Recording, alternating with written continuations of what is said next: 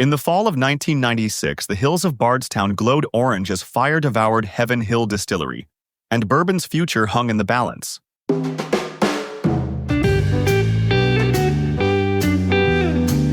Welcome to the Cigar and Whiskey Podcast, where every episode takes you deeper into the stories, traditions, and flavors that make cigars and spirits unforgettable.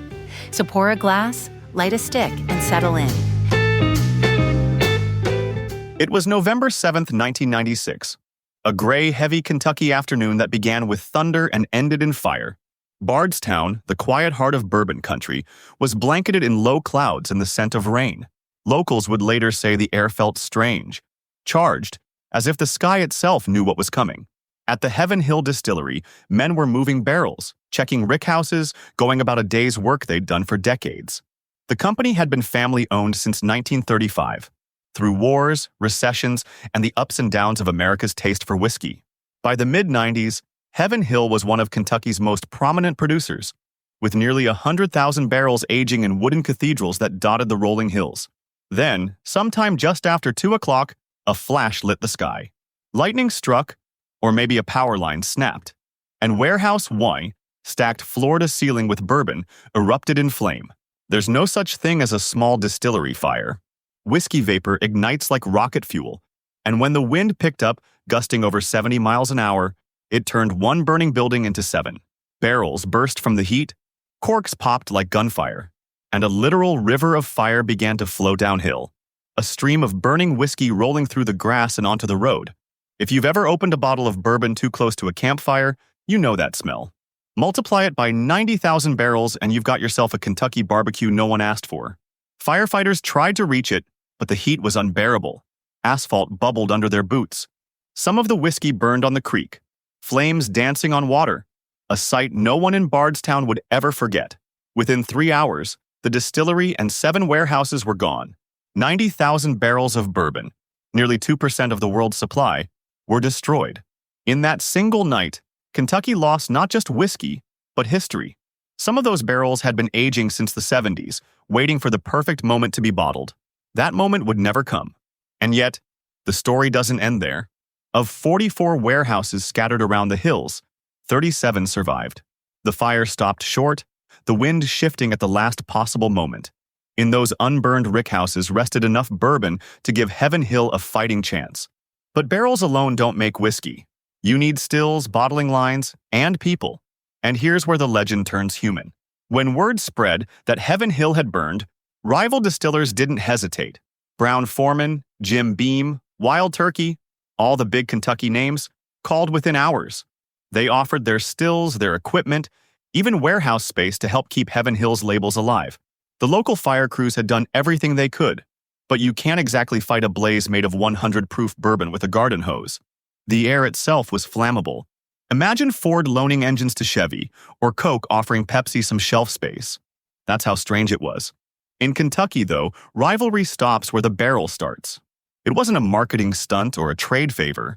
It was family, bourbon family. Competitors became caretakers, bottling Hill's recipes under borrowed roofs until the company could rebuild. Inside Hill's offices, the Shapira family gathered around a table strewn with smoke-stained blueprints and insurance papers.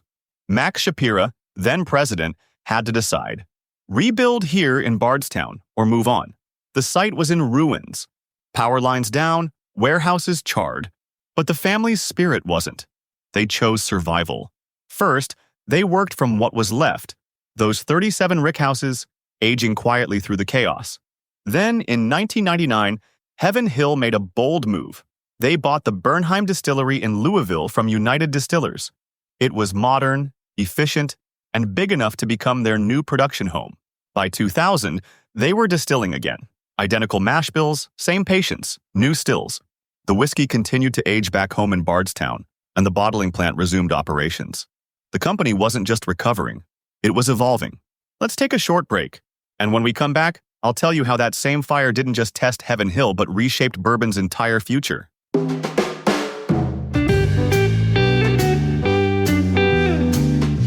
You're listening to the Cigar and Whiskey Podcast, your companion for cigar culture, whiskey wisdom, and everything in between. Want more? Visit us anytime at cigarandwhiskeyguide.com for articles, reviews, and pairing tips. When the smoke cleared, Heaven Hill could have quietly faded into history, another casualty of bad luck and flammable ambition. Instead, they rebuilt stronger than ever. Those surviving warehouses became the heartbeat of a comeback story that's now part of bourbon lore.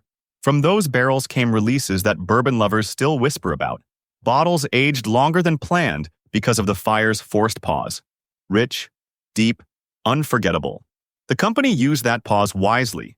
They studied what had survived, the community, the quality, the values that mattered most. While others chased trends, Heaven Hill doubled down on tradition, family ownership, extended aging, fair pricing, and people noticed.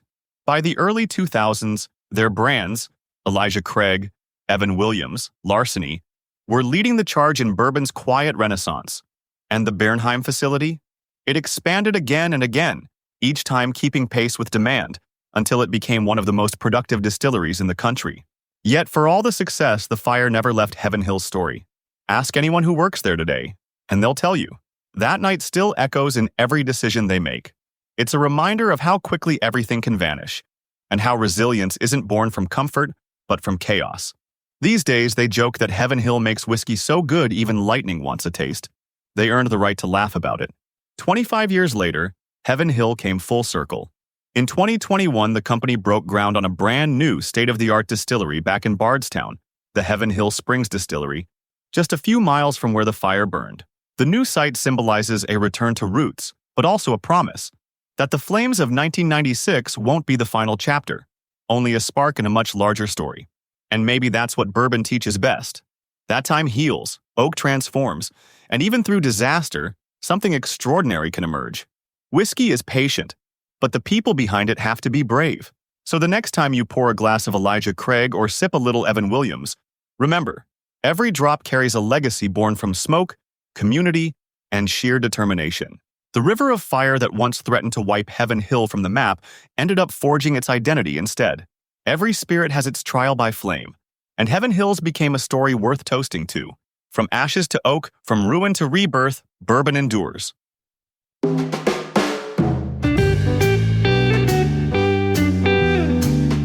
Thanks for listening to the Cigar and Whiskey Podcast. Subscribe and share with a fellow aficionado, and keep the journey going at cigarandwhiskeyguide.com, where every puff and pour has a story.